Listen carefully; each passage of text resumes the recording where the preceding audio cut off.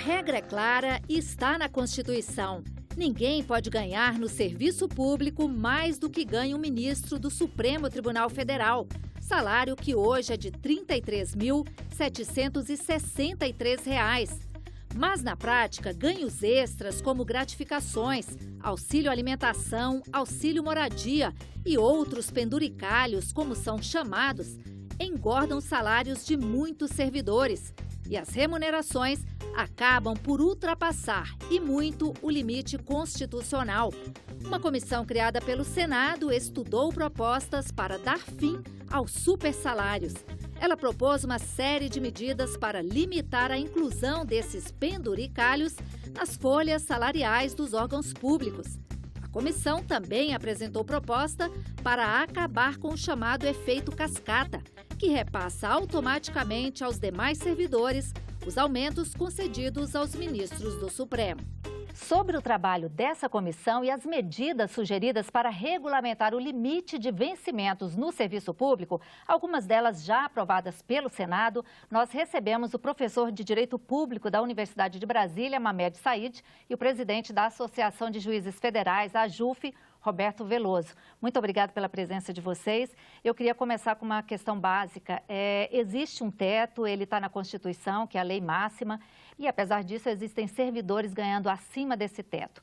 O que acontece? Por que isso acontece? Existem brechas, existem falhas na lei? Vamos começar com o doutor Roberto.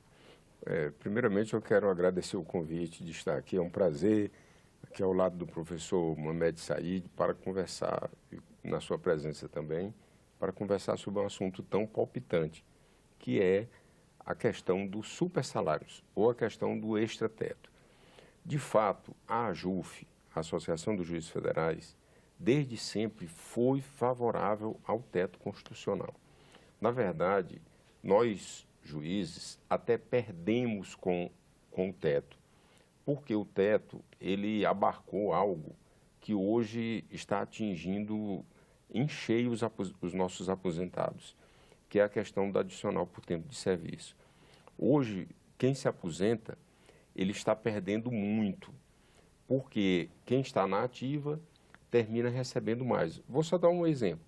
O abono de permanência, que quem tem mais de 35 anos de serviço e continua trabalhando, ele deixa de contribuir para a Previdência enquanto ele está na ativa.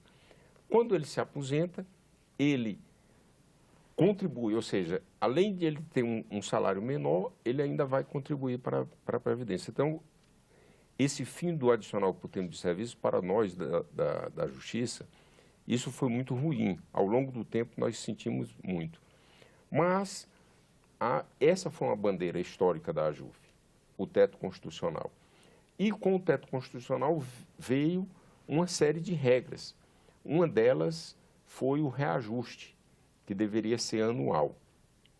Só para nós termos uma ideia a respeito disso, hoje há uma projeção de uma defasagem de 43%, em razão de não ter sido obedecida essa regra.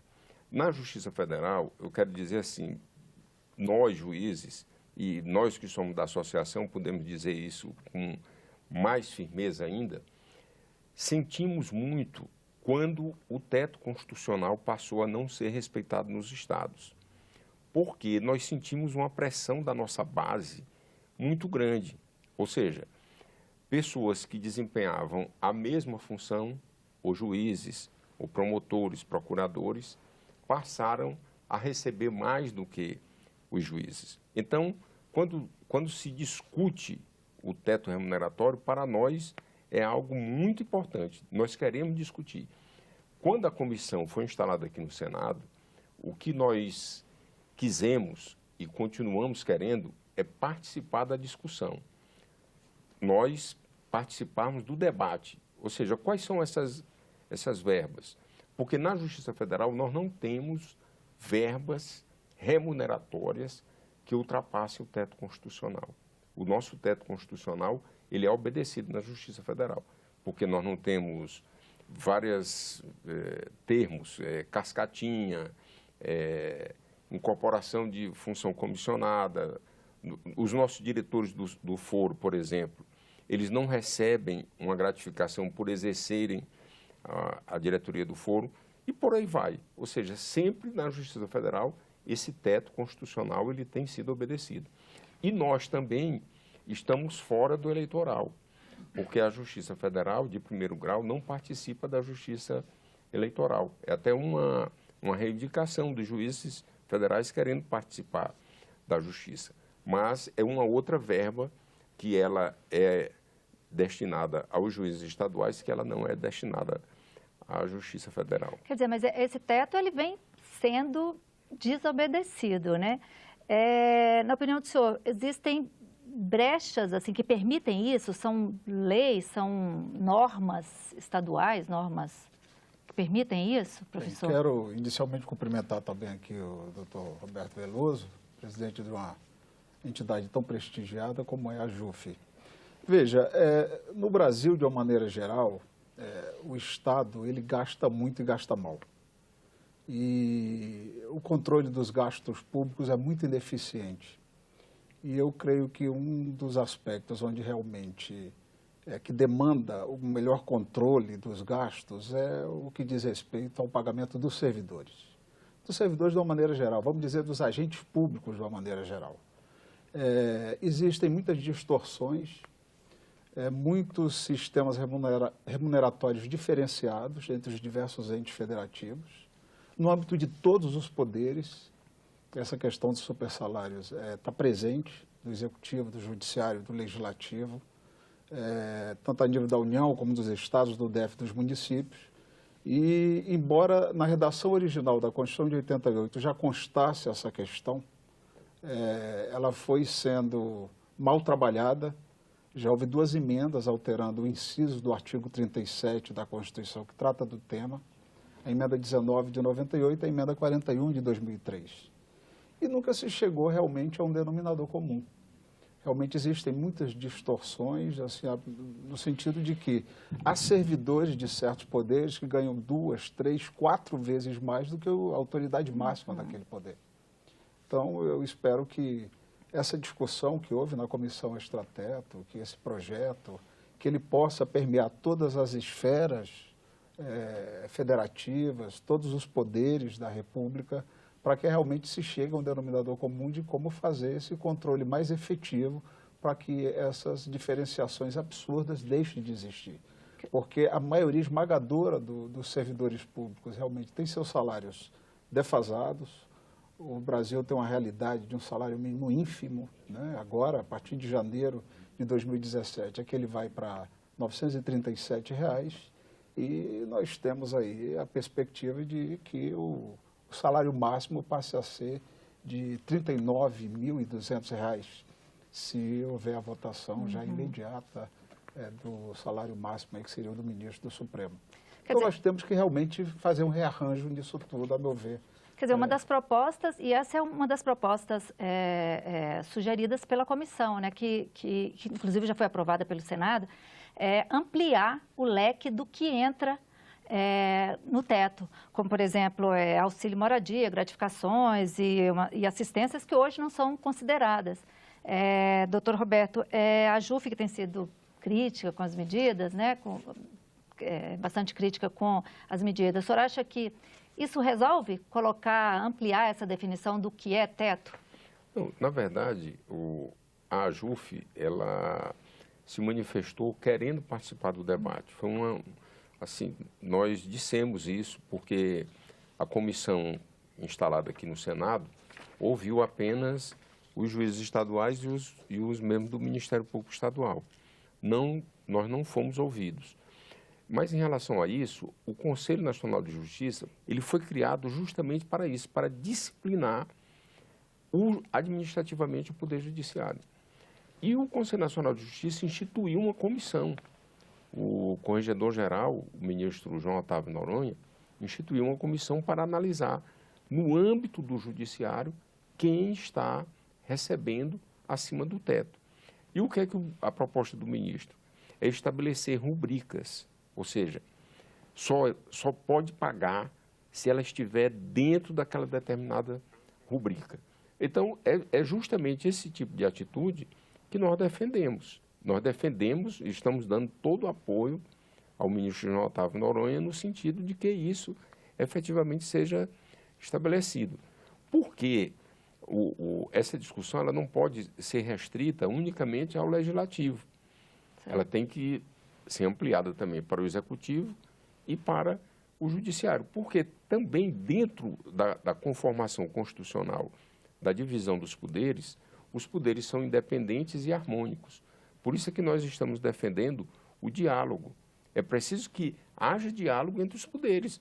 O Conselho Nacional de Justiça dialogue com o Congresso Nacional dialogue com a Presidência da República, para que haja esse consenso, porque se houver esse choque, esse embate de opiniões, esse embate de desejos, não, eu quero desse jeito, o outro eu quero desse jeito, não. O objetivo maior não é o Brasil, o objetivo maior não é o país, é nós termos um país que as regras sejam previamente estabelecidas. Então, os poderes se reúnem e decidem harmonicamente como fazer essas questões. Ok. Professor Mamed, rapidinho a sua opinião sobre... Veja, o que eu acho importante definir é que, primeiro, o teto remuneratório ele vai incidir sobre todas as verbas remuneratórias. Vão ficar excluídas apenas algumas coisas entram como extra. Aquelas chamadas verbas de indenização previstas em lei, né? Como é o caso de auxílio alimentação, auxílio transporte e diversas outras. Acho que essa questão é básica, porque há muitas vantagens, Brasil afora, na esfera de todos os poderes, sendo pagas sob as rubricas mais variadas, né? Então é preciso digamos assim, uniformizar essa compreensão. O teto remuneratório vai incidir sobre que tipo de verba remuneratória, né? Vencimentos, subsídios, soldos, adicionais, prêmios, aposentadorias, pensões, tudo isso compõe a remuneração. De forma que deve ficar, a primeira discussão deve ser essa, não é? Ficar excluído, o que vai ficar excluído da incidência do teto remuneratório. O projeto ele define. O projeto é bastante minucioso nesse aspecto. Outra coisa importante é no caso de haver vencimentos cumulativos de diferentes entes da federação, haver a somatória deles também, né? Haver uma comunicação entre esses entes sobre o que efetivamente está sendo pago. E quem é que vai promover o corte também, né?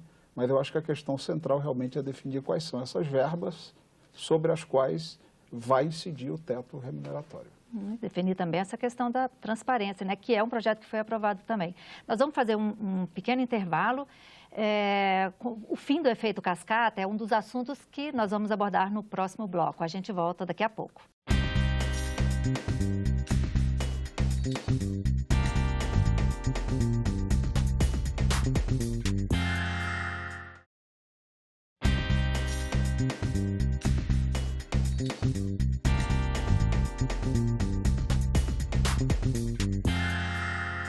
Voltamos com o programa Entrevista sobre o tema Super Salários no Funcionalismo Público. Quem está aqui com a gente é o professor de Direito Público da Universidade de Brasília, Mamed Said, e o presidente da Associação de Juízes Federais, Roberto Veloso. Então, um dos temas que essa comissão se debruçou bastante também foi essa questão do efeito cascata, que faz com que os reajustes pagos a ministros sejam repassados a outros magistrados automaticamente e a outros poderes. Já existe uma PEC aqui no Senado que acaba com o efeito cascata. Essa PEC deve ser votada a partir de fevereiro. Doutor Roberto Veloso, qual é a opinião do senhor sobre o fim do efeito cascata? É um outro tema também que eu considero interessantíssimo. E polêmico. É polêmico em razão dos termos nos quais está vazada a proposta. Porque o argumento para o efeito cascata, para a desvinculação, é o efeito cascata nos estados. Então, nós nos perguntamos por que a Justiça Federal tem também que ser desvinculada, se nós somos remunerados pela União. Então, se a desvinculação ela deve acontecer, porque reajustando os subsídios do ministro do Supremo, reajusta também os subsídio dos desembargadores e dos juízes estaduais, esse argumento ele não se aplica a nós, porque nós não somos remunerados pelos estados, nós somos remunerados pela União. Por isso é que nós também estamos discutindo, debatendo essa proposta para que isso fique bem esclarecido. Ou seja, nós, juízes federais, desembargadores federais, que compomos a Justiça Federal de primeiro e segundo grau, não temos nenhuma relação com os estados. Os nossos subsídios não interferem nos subsídios estaduais. O senhor concorda com isso, professor Mamed? Veja, eu penso que a desvinculação ela tem que existir em todos os níveis, entre carreiras que são distintas, né? Eu penso que mesmo no âmbito federal, acho que a prudência recomenda que não haja essa vinculação, esse efeito automático. Pelo que eu li, a proposta da comissão vai no sentido de, inclusive, propor que uma PEC que tramita desde 2015... a PEC da senadora Gleisi Hoffmann. Que essa PEC ela seja aprovada para alterar o dispositivo constitucional e tornar mais claro isso. Porque mesmo quando se fala de redutibilidade, né, de vencimentos, dos cargos e empregos públicos em geral, depois o dispositivo constitucional que fala dos juízes, também da magistratura, fala que são irredutíveis os subsídios dele, a mesma coisa para o Ministério Público. Mesmo nessa compreensão, nós temos que entender que lá há uma ressalva. Ressalvado, disposto, por exemplo, no inciso 9º do artigo 37, que é o que trata do teto desde a redação original da Constituição de 88, com todas essas confusões, essas má compreensões que existem em torno do tema. Então, eu acho que já há mais ou menos um entendimento, no âmbito do próprio Supremo, de que quando se trata de teto remuneratório, de vencimentos, você não pode alegar direito adquirido. Então, acho que é importante, sim, que haja uma racionalização daquilo que está sendo efetivado em todas as esferas, inclusive no âmbito federal. Eu penso que os juízes federais, com todo o prestígio que têm uma carreira própria, né? E mesmo o efeito cascata no âmbito federal, mesmo eles tendo, né, na esfera de competência deles, né, a União, suas entidades autárquicas, empresas públicas federais, etc., a relevância do serviço que eles prestam, mas ainda assim eu questiono muito essa vinculação ao reajuste que é concedido para o Supremo e para os tribunais superiores, que a vinculação continue existindo. Até porque não existe uma previsão de efeito cascata, dessa vinculação. Foram normas que foram sendo construídas, normas... O que eu levantei é o argumento. Quer dizer, o argumento. Esse argumento ele não se aplicaria ao caso. Bom, vamos discutir um outro argumento. Olha, deve desvincular a Justiça Federal por outro argumento. Não pelo efeito cascata nos estados. Porque, quer dizer, o argumento ele não tem uma lógica se nós somos remunerados pela União. Então, vamos desvincular os juízes federais por outro argumento, não por esse. Porque a Justiça Federal ela não é remunerada pelos estados. Agora, em relação aos estados, há uma preocupação. Eu me formei em 1986. Quando eu me formei, os tribunais de justiça dos estados eram muito vinculados aos governadores e às assembleias legislativas. Eu não sei se esse tipo de providência, deixando a cargo dos governadores dos estados e das assembleias legislativas o reajuste dos subsídios dos desembargadores, se isso não vai gerar uma determinada situação, de certa maneira, complicada. Porque essas pessoas hoje são aquelas que respondem aos processos nos TRS de cassação de mandato. São as pessoas que estão sendo denunciadas por improbidade administrativa. Por isso é que eu acho que o debate, nós sermos chamados, agora o Senado ainda votará, mas ainda há essa oportunidade de se debater essas questões. Quer dizer, vamos debater, vamos discutir até que ponto essas medidas elas serão medidas efetivamente importantes e elas depois não poderão prejudicar a própria população ao ter um judiciário dependente do Poder Executivo. O senhor acha que cria uma dependência com relação ao Executivo e também ao Legislativo? Isso já criou. O senhor concorda, professor? Bem, respeitosamente eu discordo do doutor Veloso, mas, enfim, eu acho que o diálogo ele tem que existir. Pelo que eu li do relatório, a comissão teve reunião com a ministra-presidente do Supremo, com o ministro do Presídio TSE, o STJ, Procurador-Geral, o Superior Tribunal Militar, fora o Ministério Público, a Câmara dos Deputados, etc. Mas eu acho também que as entidades representativas, como a JUF, têm que ser ouvidas, sim, né? Mas o que eu acho importante é o seguinte, se é uma lei federal que realmente tem esse âmbito nacional.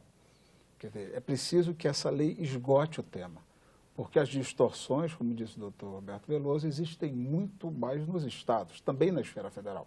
Então é preciso que uma lei venha a racionalizar todo esse debate, toda essa discussão. A questão do auxílio moradia, que você se referiu no primeiro bloco, né, é uma questão sensível, porque quando o auxílio moradia ele foi concebido para remunerar aquela pessoa que se deslocou por motivo funcional para outra localidade. E muitas vezes você tem o pagamento desse tipo de benefício de maneira indiscriminada para todos os integrantes de uma determinada categoria, mais grave ainda, sem que precise demonstrar que houve um gasto efetivo com moradia. Então acaba virando uma verba remuneratória e não uma verba de indenização. Então é importante realmente que esse debate seja travado da forma mais democrática e aberta possível, que essa lei resolva de uma vez por todas uma questão. A Constituição logo vai fazer 30 anos e nós ainda estamos nos debatendo, vivenciando essas distorções que são inaceitáveis a essa altura do campeonato. Certo. A gente tem um tempinho para comentar apenas um assunto, que foi aprovado também, né, uma proposta que torna crime a autorização de pagamentos, crime de improbidade administrativa, a autorização de pagamentos acima do teto e também obriga o servidor a devolver. Os senhores acham que foram medidas acertadas? Eu queria só falar um pouquinho aqui a respeito do auxílio moradia, só para dizer o seguinte, é que eu sou juiz federal há 21 anos. Eu passei por duas situações bastante interessantes em relação a isso. Porque a nossa lei complementar, a LOMAN, ela prevê o pagamento do auxílio moradia. Eu, por três vezes, me desloquei do meu local de trabalho inicial. Primeiro, eu fui para a Imperatriz. Levei o diretor de secretaria. O diretor de secretaria recebia auxílio moradia e eu não recebia. Depois, eu fui para Teresina. Levei o diretor de secretaria. O diretor de secretaria recebeu auxílio moradia, eu não recebia. Depois, eu vim para cá. O meu diretor de secretaria recebeu auxílio moradia, eu não recebia. Então, isso aí são as distorções que o professor justamente diz. Então, o que aconteceu? E outra, o Ministério Público regulamentou, porque nós temos um parâmetro no Ministério Público. Então, quando o Ministério Público regulamentou o pagamento do auxílio moradia e não foi regulamentado para nós juízes federais, foi que nós recorremos à Justiça. Quer dizer, nós recorremos à Justiça justamente por isso. Porque se nós estivéssemos recebendo o auxílio moradia da maneira como ele está concedido a todos, nós não teríamos ido para a Justiça. Só que nós fomos à Justiça justamente porque esse auxílio moradia, mesmo na forma indenizatória, com comprovante de pagamento, nós não recebíamos. Então, isso foi uma distorção que efetivamente havia e que nós tivemos que buscar a via judicial para isso. Doutor Veloso, observe, eu entendo que a LOMAN faça a previsão, mas a lei é muito clara quando diz onde não haja residência oficial. O que ocorre, exatamente, o que eu onde chamei, não haja residência oficial, distorções do passado têm que ser corrigidas, né? O que eu acho é que a correção não pode se dar, como se deu com a decisão monocrática do ministro Luiz Fux, nessa ação que o senhor se referiu, pagando de maneira indistinta, mesmo aqueles que têm um imóvel próprio. Ou seja, sem que se exija o comprovante de que houve o gasto com aluguel.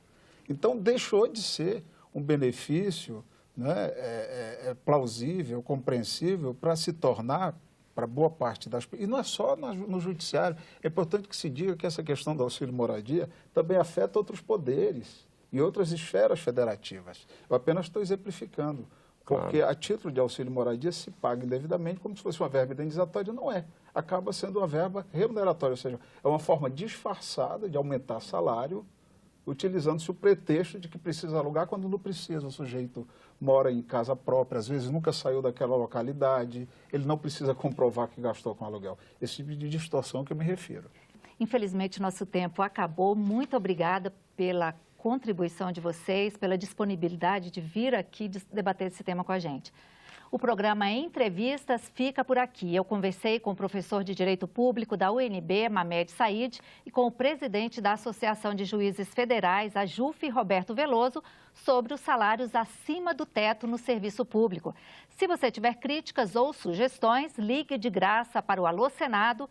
O número é 0800 61 2211. Para ver este e outros programas da TV Senado, acesse o nosso site senado.leg.br/TV. Até a próxima!